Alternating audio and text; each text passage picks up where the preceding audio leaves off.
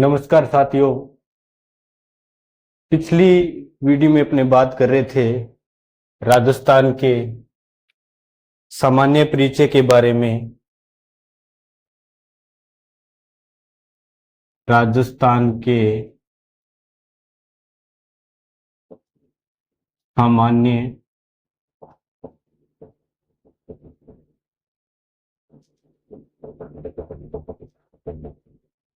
परिचय। तो दोस्तों, अपने पढ़ा था अक्षांश।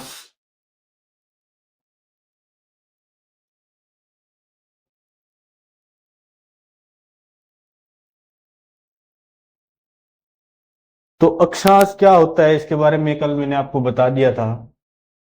तो आज अपने बात करेंगे अक्षांश की प्रमुख रेखाओं के बारे में। तो ये अपना गलोप या पृथ्वी। तो दोस्तों, पृथ्वी का केंद्र बिंदु अपने लिया था, जिसको दो समान रेखाओं में विभाजित कर दिया था। तो ये जो रेखा है वो अक्षांश रेखा कहलाती है। अक्षांश रेखा या भूमध्य रेखा। साथियों, ये जो रेखा होती है ये 0 डिग्री कोण पे बनी होती है। इसको बोलते हैं 0 डिग्री अक्षांश रेखा। तो इसकी जो प्रमुख रेखाएं हैं वो कौन कौन सी होती हैं, तो उसके बारे में आज अपने चर्चा करेंगे। तो दोस्तों, एक अपने कोण लेते हैं 23.5 डिग्री उत्तरी अक्षांश का। ये भाग है जो अपना है उत्तरी भाग, और ये भाग है दक्षिणी। 23.5 डिग्री उत्तरी अक्षांश का कोण लेते हैं दोनों साइड से। और दूसरा कोण अपने लेते हैं, कितने का लेते हैं? 66.5 डिग्री।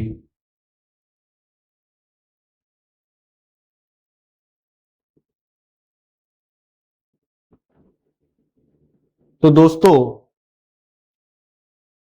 ये जो अपने 23.5 डिग्री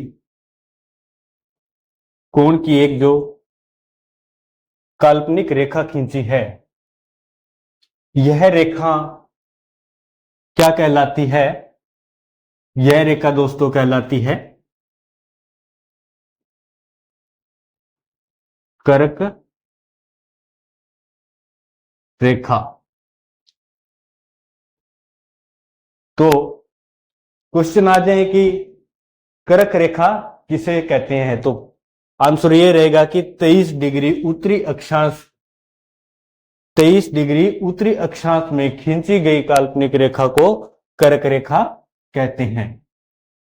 और दूसरा जो अपने 66 डिग्री का कोण लिया है,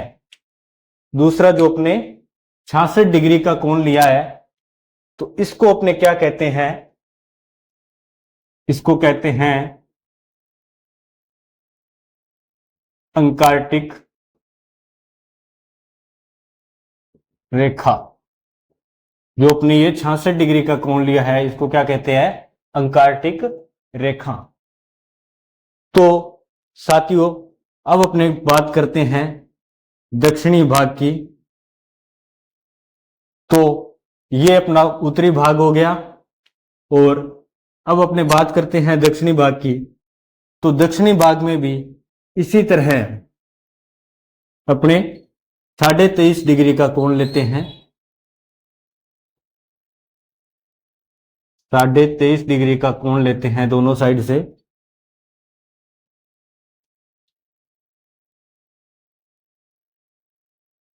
तो यह क्या कहलाती है? यह कहलाती है मकर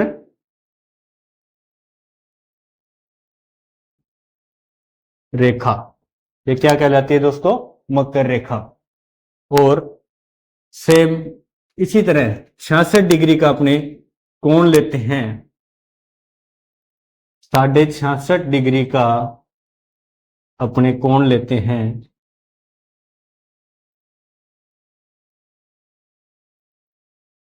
यह क्या कहलाती है दोस्तों? यह कहलाती है अंटार्कटिक,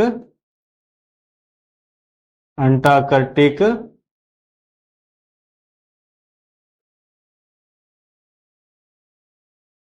व्रत।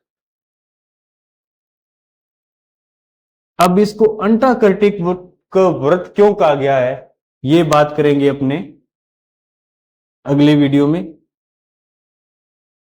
तो दोस्तों, इसकी जो ग्लोब की पृथ्वी, ग्लोब या पृथ्वी की प्रमुख जो रेखाएं होती है वो कौन कौन सी होती है? वो होती है उत्तरी अक्षांश में जब बात करते हैं, बात आती है तो अंटार्कटिक रेखा जो 66.5 डिग्री के कोण पे ली जाती है, और दूसरी जो रेखा होती है कर्क रेखा, वो कितने कोण पे ली जाती है? 23.5 डिग्री कोण पे ली जाती है। और दक्षिणी भाग की अगर अपने बात करें तो 23.5 डिग्री पे जो रेखा खींची जाती है उसको क्या बोलते हैं? मकर रेखा। और 66.5 डिग्री कोण कोण पे जो रेखा खींची जाती है उसको क्या बोलते हैं? अंटार्कटिक व्रत। तो दोस्तों, अगर क्वेश्चन आ जाए कि 23.5 डिग्री 23.5 डिग्री कोण पे कौन सी रेखा 23.5 डिग्री कोण पे कौन सी रेखा है, तो कौन सी रेखा है? मकर रेखा। और क्वेश्चन आ जाए कि 66.5 डिग्री कोण पे दक्षिणी भाग में कौन सी रेखा है, तो कौन सी रेखा है? अंटार्कटिक व्रत बनता है।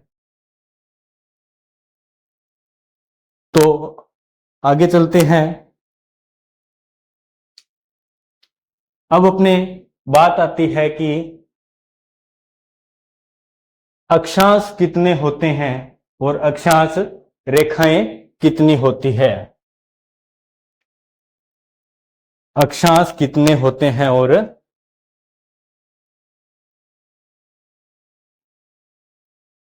अक्षांश कितने होते हैं? अक्षांश होते हैं 181 और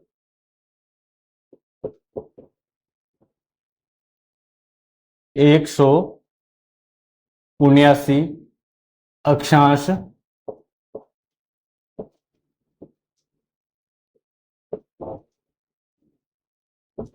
रेखाएं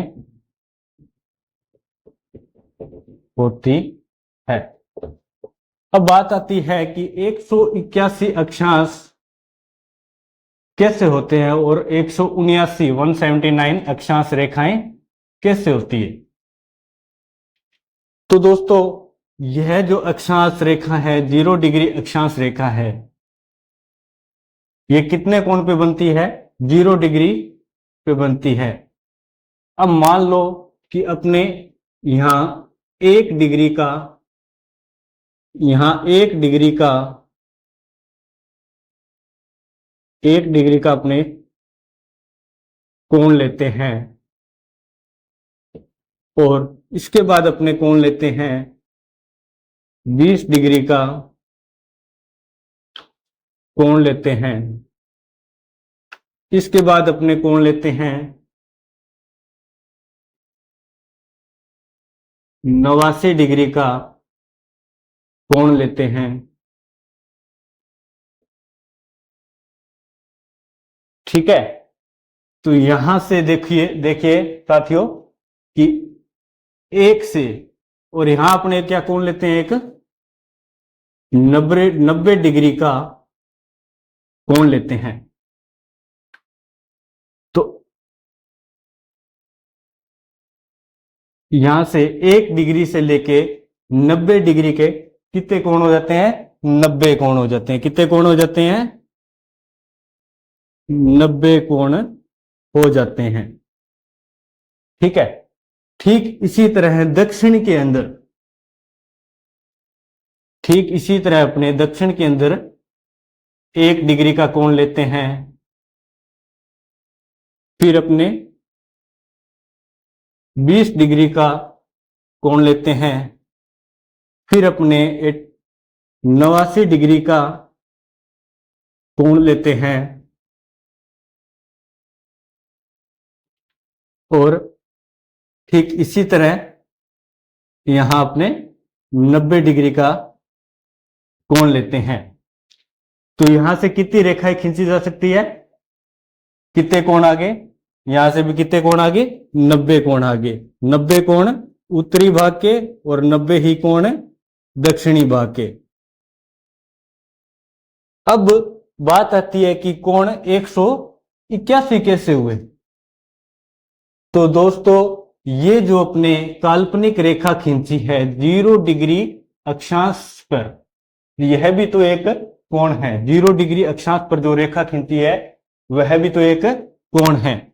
तो देखिए दोस्तों कि 90 डिग्री का कोण अपने उत्तरी भाग में हो गया और 90 डिग्री के कोण दक्षिणी भाग में हो गया। और जो केंद्र बिंदु के मध्य जो 0 डिग्री अक्षांश पर रेखा खींची गई है प्लस वह एक अक्षांश हो गया। तो अक्षांश कुल कितने हो गए? 181। ठीक इसी तरह अक्षांश रेखाएं कितनी होती हैं? अक्षांश रेखाएं 179 179 होती हैं। तो यह कैसे होती है कि अपने यहां जो रेखा खींची जाती है,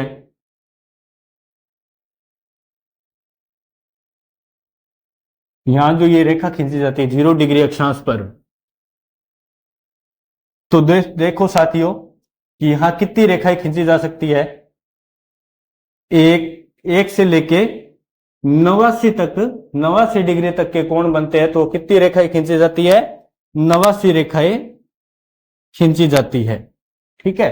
ठीक इसी साइड में दक्षिण साइड के अंदर कितनी रेखाएं खींची जाती है? 89 रेखाएं खींची जाती है। ठीक है। अब बात आती है कि अक्षांश तो 181 है और अक्षांश रेखाएं 179 क्यों है? अब देखो साथियों कि ये जो 90 डिग्री का कोण बनता है, 90 डिग्री का कोण बनता है, 90 डिग्री का इस साइड से बनता है और 90 डिग्री का अपने इस साइड से बनता है। ठीक है। तो यहां कोई रेखा तो नहीं खींची जाती ना, क्योंकि पृथ्वी क्या है? गोल है। तो पृथ्वी यहां एक बिंदु आ जाता है। जैसे ये पृथ्वी का केंद्र बिंदु है ना, तो वैसे ही 90 डिग्री का कोण यहां बनता है। यहां कोई रेखा नहीं खींची जाती। ठीक है। ठीक इसी तरह दक्षिण भाग में भी यहां कोई रेखा नहीं खींची जाती। ठीक है। तो 89 रेखाएं इस साइड की होगी, दक्षिण साइड की, और 89 रेखाएं उत्तरी साइड की होगी। ठीक है। और एक रेखाएं कौन सी होगी? 0 डिग्री अक्षांश की अक्षांश रेखा या भूमध्य रेखा या 0 डिग्री अक्षांश रेखा के नाम से भी कह सकते हैं। तो प्लस 1, तो टोटल कितनी होगी? 179। तो दोस्तों यह था ग्लोब और पृथ्वी के प्रमुख अक्षांश रेखाएं। और अक्षांश कुल कितने होते हैं? 181। और अक्षांश रेखाएं कुल कितनी होती है? 179। आगे चलते हैं।